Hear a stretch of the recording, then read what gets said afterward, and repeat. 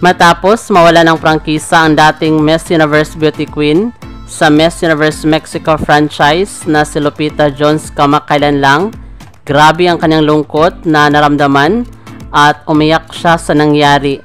Sa kabilang banda, sa isang balita, sa Miss Universe 1991, Lupita Jones ay ang bagong National Director ng Miss Grand Mexico.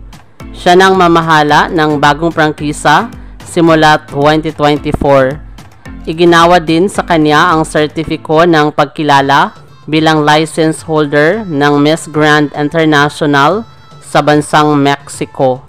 Maraming salamat sa panonood. Para maging updated ka, huwag kalimutang mag-subscribe.